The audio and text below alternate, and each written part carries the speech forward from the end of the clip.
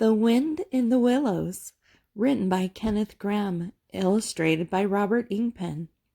Chapter 9, Wayfarers All. The water rat was restless, and he did not exactly know why. To all appearance, the summer's pomp was still at fullest height, and although until acres green had given way to gold, the rowans were reddening and the woods were dashed here and there with a tawny fierceness, yet light and warmth and color were still present in undiminished measure, clean of any chilly premonition of the passing year. But the constant chorus of orchards and hedges had shrunk to casual evensong from a few yet unwearied performers. The robin was beginning to assert himself once more, and there was a feeling in the air of change and departure. The cuckoo, of course, had long been silent, but many other feather friends for months, a part of the familiar landscape and its small society, were missing too, and it seemed that the ranks thinned steadily day by day. Rat, ever observant of all winged movement, saw that it was taking daily a southern tendency, and even as he lay in bed at night, he thought he could make out, passing in the darkness overhead, the beat and quiver of impatient pinions, obedient to peremptory call. Nature's grand hotel has its seasons, like the others, as the guests one by one pack, pay, and depart. The seats at the table d'hôte shrink pitifully at each succeeding meal, as suites of rooms are closed, carpets taken up, and waiters sent away, whose boarders who are staying on in pension until the next year's full reopening cannot help being somewhat affected by all these flirtings and farewells, this eager discussion of plans, routes, and fresh quarters, this daily shrinkage in the stream of comradeship. One gets unsettled, depressed, and inclined to be querulous. Why this craving for change? Why not stay on quietly here with us and be jolly? You don't know this hotel out of the season, and what fun we have among ourselves, we fellows who remain and see the whole interesting year out. All very true, no doubt, the others always reply. We quite envy you, and some other year perhaps, but just now we have engagements, and there's the bus at the door. Our time is up. So they depart with a smile and a nod, and we miss them and feel resentful. The rat was a self-sufficing sort of animal, rooted to the land, and whoever went, he stayed, till he could not help noticing that was in the air, and feeling some of its influence in his bones. It was difficult to settle down to anything seriously with all this flitting going on. Leaving the waterside, where rushes stood thick and tall in the stream that was becoming sluggish and slow, he wandered countrywards across the field or two of pasturage, already looking dusty and parched, and thrust into the great sea of wheat, yellow, wavy, and murmurous, full of quiet notion and small whisperings. He often loved to wander through the forest of stiff, strong stalks that carried their golden sky away over his head, a sky that was always dancing, shimmering, softly talking, or swaying strongly to the passing wind, and recovering itself with a toss and a merry laugh. Here, too, he had many small friends, a society complete in itself, leading full and busy lives, but always with a spare moment to gossip and exchange news with the visitor. Today, however, though they were civil enough, the field mice and harvest mice seemed preoccupied. Many were digging and tunneling busily. Others gathered together in small groups, examined plans and drawings of small flats, stated to be desired and compact and situated conveniently near the stores. Some were hauling out dusty trunks and dress baskets. Others were already elbow deep packing their belongings, while everywhere piles and bundles of wheat, oat, barley, beech Each mass and nuts lay about ready for transport. "Here's old Ratty," they cried as soon as they saw him. "Come and bear a hand, Rat, and don't stand about idle." "What sort of games are you up to?" said the water rat severely. "You know it isn't time to be thinking of winter quarters yet, by a long way." "Oh, yes, we know that," explained a field mouse rather shamefacedly. "But it's always as well to be in good time, isn't it? We really must get all the furniture and baggage and stores moved out of this before those horrid machines begin clicking around the fields. And then, you know, the best flats get picked up so quickly nowadays, and if you're late, you have to put up with anything. And they want such a lot of doing up too, before they fit to move into. Of course, we're early, we know that, but we're only just making a start." "Oh, brother, start," said the rat. "It's a splendid day. Come for a row or a stroll along the hedges, or a picnic in the woods, or something." "Well, I think not today, thank you," replied the field mouse hurriedly. "Perhaps some other day when we've more time." The rat, with a snort of content, swung around to go, tripped over a hat box, and fell with undignified remarks. "If people would be more careful," said a field mouse rather stiffly, "and look where they were going, people wouldn't hurt themselves and forget themselves. Mind that hold all, Rat. You better sit down somewhere. In an hour or two, we may be more free to attend to you." "You won't be free, as you call it, much this side of Christmas. I can see that," retorted the rat grumpily, and he picked his way out of the field. He returned somewhat despondently to his river again, his faithful, steady going old river, which never packed up, floated, or went into winter quarters. In the osiers which fringed the bank he spied a swallow sitting. Presently it was joined by another, and then a third, and the birds, fidgeting restlessly on their boughs, talked together earnestly and low. "What, already?" said the rat, strolling up to them. "What's the hurry? I call it simply ridiculous." "Oh, we're not off yet, if that's what you mean," replied the first swallow. "We're only making plans and arranging things, talking it over, you know, what route we're taking this year and where we'll stop and so on. That's half the fun." "Fun?" said the rat. "Now that's just what I don't understand.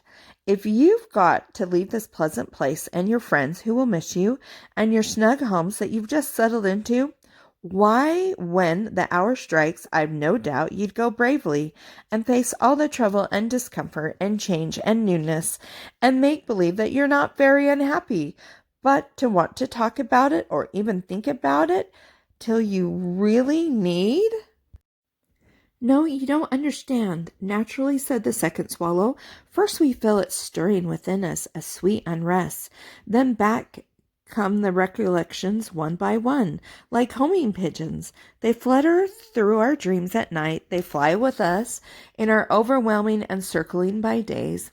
We hunger to inquire of each other, to compare notes, and assure ourselves that it was all really true, as one by one the scents and sounds and names of long-forgotten places come gradually back and beckon to us." "Couldn't you stop on for just this year?" suggested the water rat wistfully. "We'll all do our best to make you feel at home. You've no idea what good times we have here while you are far away." "I tried stopping on one year," said the third swallow. "I had grown so fond of the place that when the time came, I hung back and let the others go on without me. For a few weeks it was all well enough, but afterwards, oh, the weary length of the nights, the shivering sunless days, the air so clammy and chill, and not an insect in an acre of it. No, it was no good. My courage broke, and one cold, stormy night I took wing, flying well inland on account of the strong easterly gales.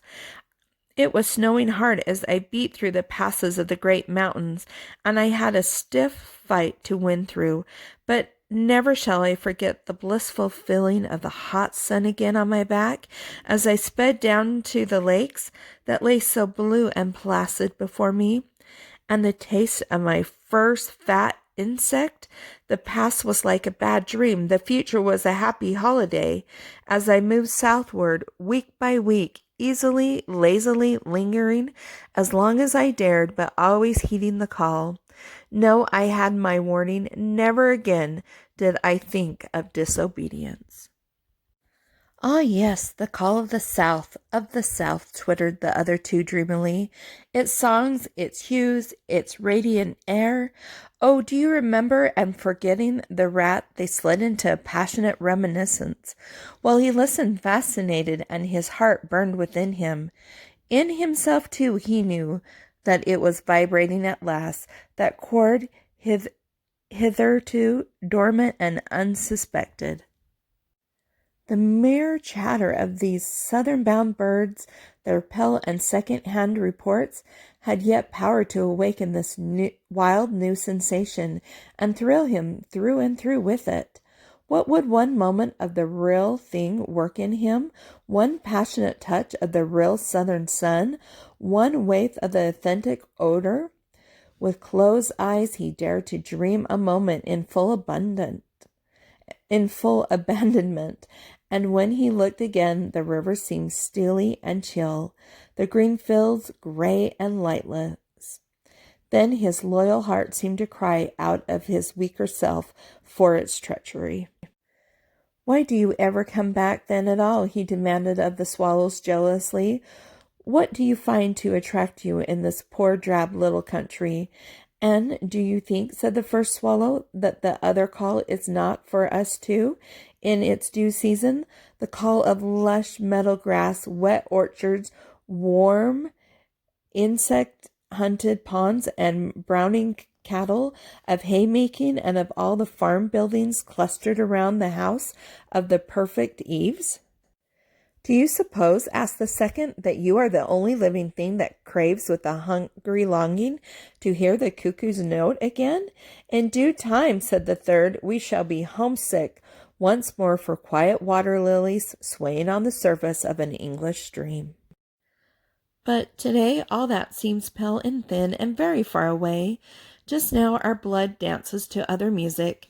They fell a-twittering among themselves once more, and this time their intoxicating babble was of violet seas, tawny sands, and lizard-haunting walls.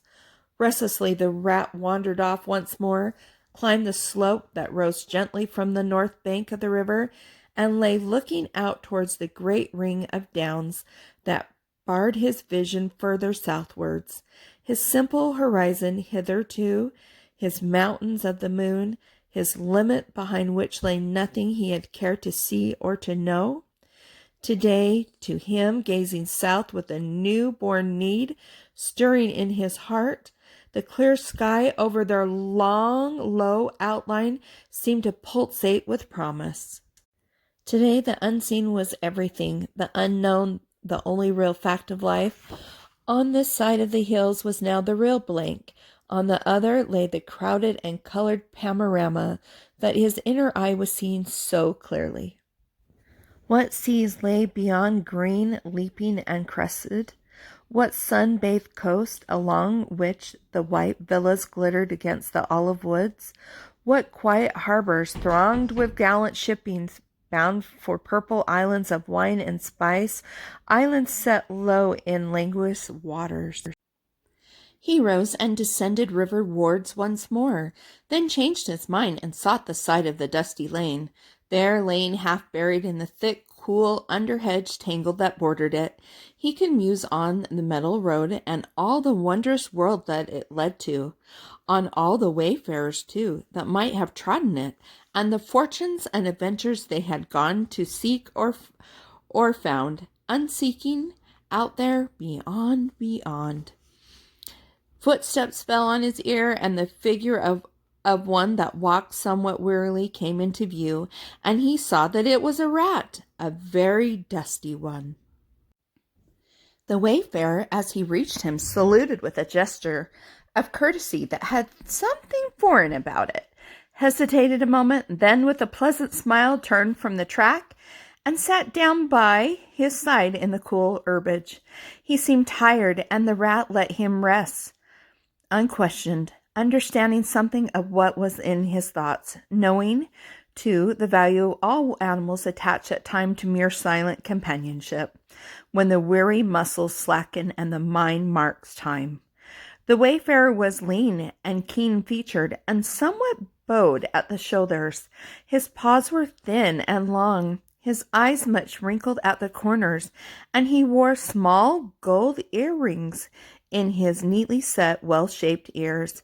His knitted jersey was of a faded blue. His breeches, patched and stained, were based on a blue foundation, and his small belongings that he carried were tied up in a blue cotton handkerchief. When he had rested a while, the stranger sighed, snuffed the air, and looked about him.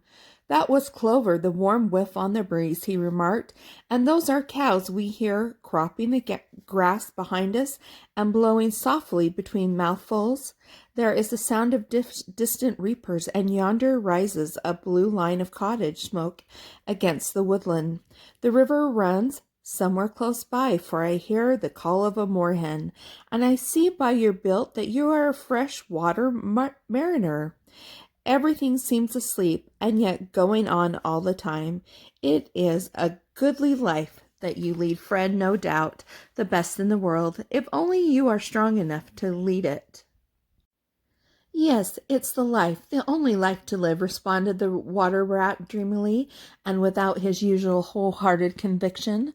"I did not say exactly that," replied the stranger cautiously, "but no doubt it's the best. I've tried it and I know, and because I've just tried it, 6 months of it, and know it's the best, here am I, footsore and hungry, tramping away from it, tramping southward, following the old call back to the old life, the life which is mine and which will not let me go."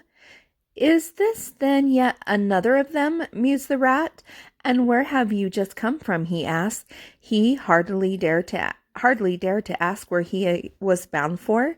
He seemed to know the answer only too well. "Nice little farm," replied the wayfarer briefly. "Up along in that direction," he nodded northward. "Never mind about it. I had everything I could want, everything I had any right to expect of life, and more, and here I am. Glad to be here all the same, though. Glad to be here. So many miles on the road, so many hours nearer to my heart's desire." His shiny eyes held fast to the horizon, and he seemed to be listening for some sound that was waiting from that inland acreage, vocal as it was with the cheerful music of pasturage and farmland. "You are not one of us," said the water rat, "nor yet a farmer, nor even I should judge of this country." "Right," replied the stranger. "I'm a seafaring rat. I am the port I originally hail from is Constantinople, though I'm sort of a foreigner there too, in a manner of speaking. You will have heard of Constantinople, friend, a fair city and an ancient and glorious one. And you may have heard too of Sigurd, king of Norway, and how he sailed thither with 60 ships, and how he and his men rode up through the streets, all canopied in their honor with purple and gold, and how the emperor and empress came down and banqueted with him on board his ship. When Sigurd returned home, many of his northern men remained behind and entered the emperor's bodyguard, and my ancestor, a Norwegian-born, stayed behind too, with the ships that Sigurd gave the emperor. Seafarers we have ever been, and no wanderer. As for me, the city of my birth is no more my home than any pleasant port between there and the London River. I know them all, and they know me. Set me down on any of their quarries or foreshores, and I am home again." I suppose you go great voyages," said the water rat with a growing interest. "Months and months out of sight of land, and provisions running short, and allowances as to water, and your mind coming with the mighty ocean, and all sorts of things." "By no means," said the sea rat frankly. "Such a life as you describe would not suit me at all. I'm in the coasting trade, and rarely out of sight of land. It's the jolly times on shore that appeal to me as much as any seafaring. Oh, those southern seaports, the smell of them, the riding lights at night, the glamour. Well, perhaps you have chosen the better way, said the water rat, but rather doubtfully. Tell me something of your coasting then, if you have a mind to, and what sort of harvest an animal of spirit might hope to bring home from it to warm his latter days with gallant memories by the fireside. For my life, I confess to you, feels to me today somewhat narrow and circumscribed. My last voyage, began the sea rat, that landed me eventually in this country, bound with high hopes for my inland farm, will serve as a good example of any of them, and indeed as an epitome of my highly colored life. Family troubles, as usual, began it. The domestic storm cone was hoisted, and I shipped myself on aboard a small trading vessel bound for Constantinople, by classic seas whose every wave throbs with the deathless memory to the Grecian island and the Levant. There are golden days and balmy nights in and out of harbor all the time. Old friends everywhere, sleeping in some cool temple or ruined cistern during the heat of the day, feasting and song after sundown, under great stars in a velvet sky.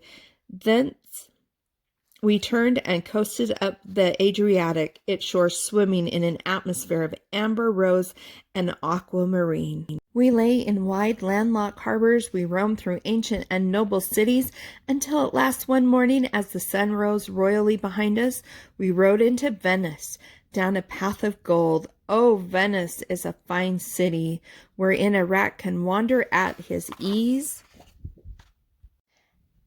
and take his pleasure, or when, weary of wandering, can sit at the edge of the Grand Canal at night, feasting with his friends when the air is full of music, and the sky full of stars, and the lights flash and simmer on the polished still brows of the swaying gondolas, packed so that you could walk across the canal on them from side to side.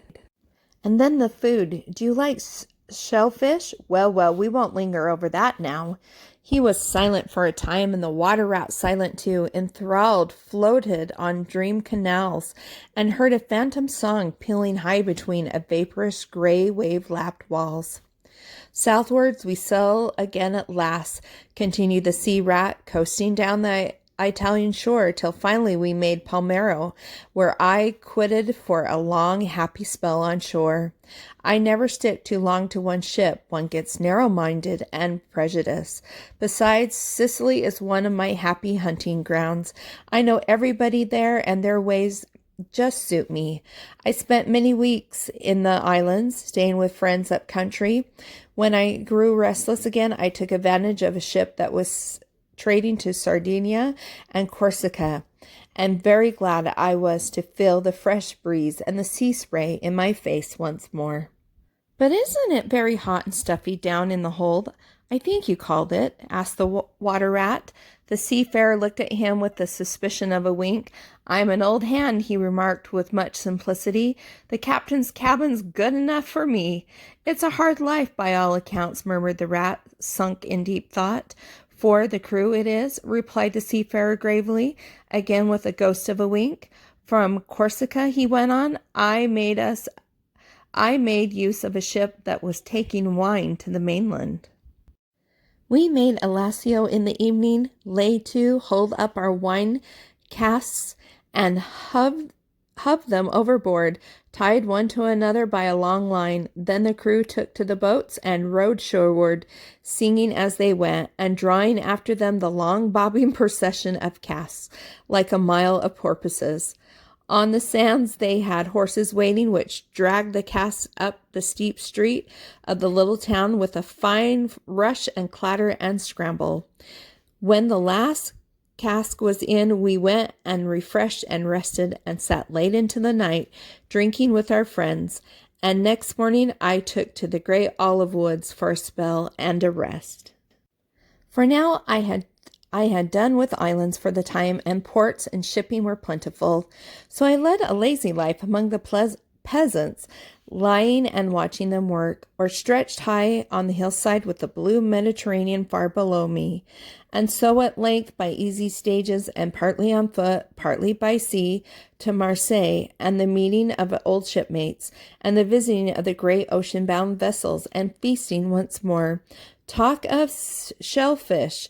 Why, sometimes I dream of shellfish of Marseille and wake up crying. That reminds me, said the polite water rat, you happened to mention that you were hungry, and I ought to have spoken earlier. Of course you will stop and take your midday meal with me. My hole is close by. It is some time past noon, and you are very welcome to whatever there is. Now I call that kind and brotherly of you, said the sea rat. I was indeed hungry when I sat down, and ever since I inadvertently happened to mention shellfish, my pangs have been extreme. But couldn't you fetch it along out here? I am none too fond of going under hatches unless I'm obliged to, and then, while we eat, I could tell you once more concerning my voyages and the pleasant life I lead. At least it is very pleasant to me. And by your attention, I judge it commends itself to you, whereas if we go indoors, it is 100 to 1 that I shall presently fall asleep. That is indeed an excellent suggestion, said the water rat, and hurried off home. There he got out the luncheon basket and packed a simple meal, in which, remembering the stranger's origin and preferences, he took care to include a yard of long French bread, a sausage out of which the garlic sang, some cheese which lay down and cried, and a long-necked straw-covered flask, wherein lay bottled sunshine, shed and garnered on far southern slopes. Thus he laden, he returned with all speed, and blushed for pleasure at the old seaman's commendations of his taste and judgment, as together they unpacked the basket and laid out the contents on the grass by the roadside. The sea rat, as soon as his hunger was somewhat assuaged, continued the history of his latest voyage, conducting his simple hearer from port to port of Spain, landing him at Lisbon, Oporto, and Bodor, introducing him to the pleasant harbors of Cornwall and Devon, and so up the channel to their final quayside, where, laying after winds long contrary, storm-driven, and weather-beaten, he had caught the first magical hints and heraldings of another spring, and, fired by these, had sped on a long tramp inland, hungry for experiment of life of some quiet farmstead, very far from the weary beating of any sea. Spellbound and quivering with excitement, the water rat followed the adventurer league by league, over stormy bays, through crowded roadsteads, across harbor bars, on racing tides, up winding rivers that hid their busy little towns around a sudden turn, and left him with a regretful sigh, planted at his dull inland farm, about which he desired to hear nothing. By this time their meal was over, and the seafarer, refreshed and strengthened, his voice more vibrant, his eye lit with a brightness that seemed caught from somewhere far away, sea-beaconed, filled his glass with the red and glowing vintage of the south, and leaning towards the water rat, compelled his gaze and held him body and soul while he talked. Those eyes were of the changing foam-streaked gray-green of leaping northern seas. In the north glass shone a hot ruby that seemed the very heart of the south, beating for him who had courage to respond to its pulsation. The twin lights, the shifting gray and the steadfast red, mastered the water rat and held him bound, fascinated, powerless. The quiet world outside their rays receded far away and ceased to be.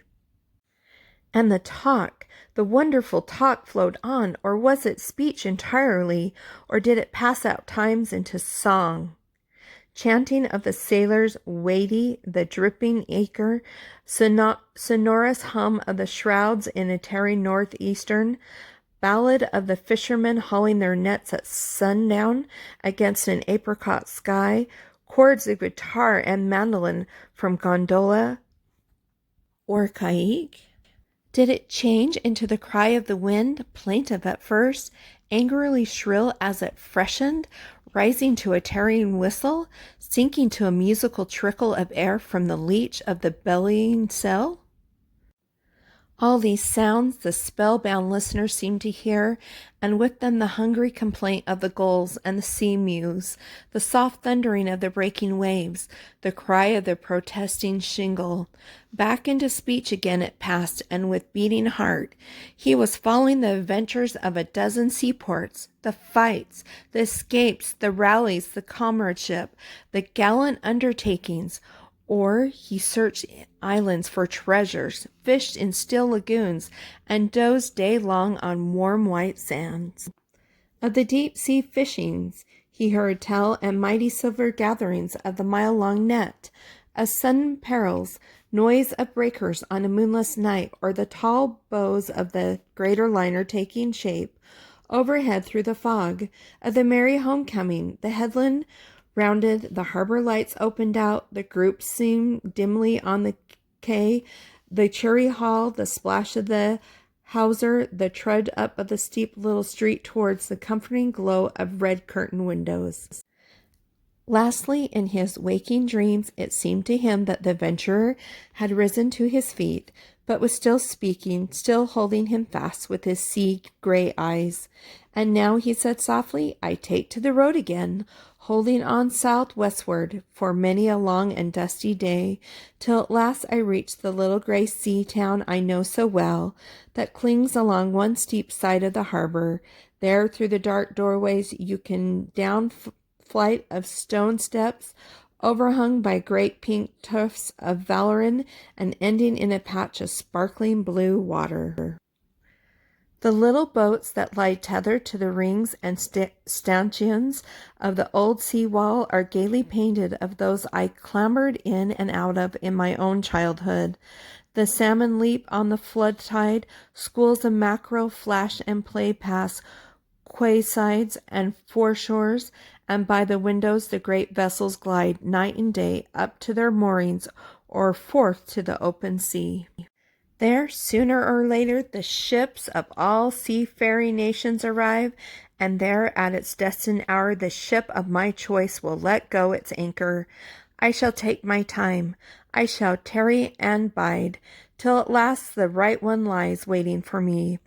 Warped out into midstream, loaded low, her bowsprit pointing down harbor, I shall slip on board, by boat or a long hawser, and then one morning I shall wake to the song and tramp of the sailors, the clinks of the capstan, and the rattle of the anchor chain coming merrily in.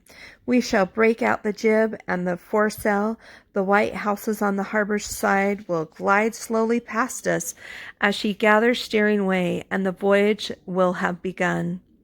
As she forges forward the heartland, she will clothe herself with canvas, and then, once outside, the sounding slap of great green seas as she heels to the wind, pointing south. And you will come too, young brother, for the days pass and never return, and the south still waits for you.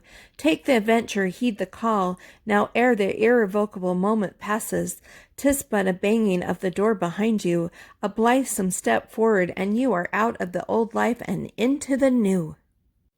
Then some days long hence, jog home here if you will, when the cup has been drained and the play has been played, and sit down by your quiet river with a store of goodly memories for company. You can easily overtake me on the road, for you are young, and I am aging, and so softly. I will linger and look back, and at last I will surely see you coming, eager the light-hearted with all the south in your face. The voice died away and ceased at an insect's tiny trumpet, dwindling swiftly into silence, and the water rat, paralyzed and staring, saw at last but a distant speck on the white surface of the road. Mechanically he rose and proceeded to repack the luncheon basket, carefully and without haste. Mechanically he returned home, gathered together a few small necessities and special treasures he was fond of, and put them in a satchel, acting with slow deliberation, moving about the room like a sleepwalker, listening every with parted lip. He swung the satchel over his shoulder, carefully selected a stout stick from his wayfaring, and with no haste, but with no hesitation at all, stepped across the threshold, just as the mole appeared at the door. "Why, where are you off to, Ratty?" asked the mole in great surprise, grasping him by the arm. "Going south with the rest of them," murmured the rat in a dreamy monotone, never looking at him. "Seaward first, and then on shipboard, and so to the shores that are calling me." He pressed resolutely forward without haste, but with dogged fixity of purpose. But the mole, now thoroughly alarmed, placed himself in front of him, and looking into his eyes saw that they were glazed and set and turned a streaked and shifting gray, not his friend's eyes, but the eyes of some other animal. Grappling with him strongly, he dragged him inside, threw him down, and held him. The rat struggled desperately for a moment, and then his strength seemed suddenly to leave him, and he lay still and exhausted, with closed eyes trembling. Presently the mole assisted him to rise and place him in a chair, where he sat collapsed and shrunken into himself, his body shaken by a violent shivering, passing in time into a hysterical fit of dry sobbing. Mole made the door fast, threw the satchel into a drawer, and locked it, and sat down quietly on the table by his friend, waiting for the strange seizure to pass. Gradually the rat sank into a troubled doze, broken by starts and confused murmurings of things strange and wild and foreign to the unenlightened mole, and from that he passed into a deep slumber. Very anxious in the mind, the mole left him for a time and bruised himself with household matters. It was getting dark when he returned to the parlor and found the rat where he had left him, wide awake indeed, but listless, silent, and dejected. He took one hasty glance at his eyes, found them to his great gratification clear and dark and brown again as before, and then sat down and tried to cheer him up and help him to relate what had happened to him. Poor Ratty did his best by degree to explain things, but how could he put it into cold words what had mostly been suggestion? How recall for another's benefit the haunting sea voices that sung to him? How reproduce at second hand the magic of the seafarer's 100 reminiscences? Even to himself now the spell was broken and the glamour gone. He found it difficult to account for what had seemed, some hours ago, the inevitable and the only thing. It is not surprising, then, that he failed to convey to the mole any clear idea of what he had been through that day. To the mole this much was plain. The fit or attack had passed away and had left him sane again, though shaken and cast down by the reaction.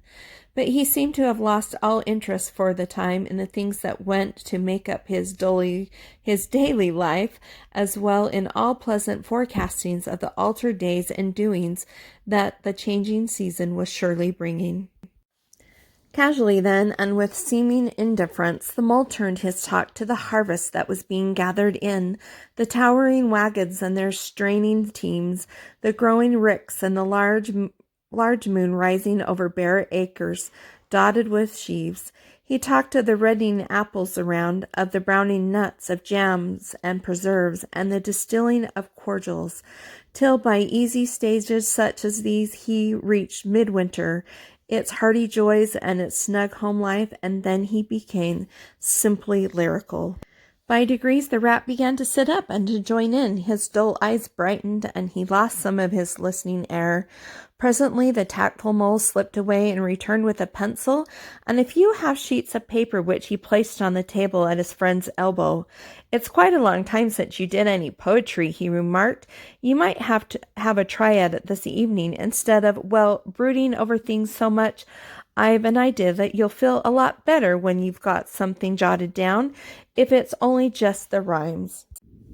The rat pushed the paper away from him wearily, but the discreet mole took occasion to leave the room, and when he peeped in again some time later, the rat was absorbed and deaf to the world, alternately scribbling and sucking the top of his pencil.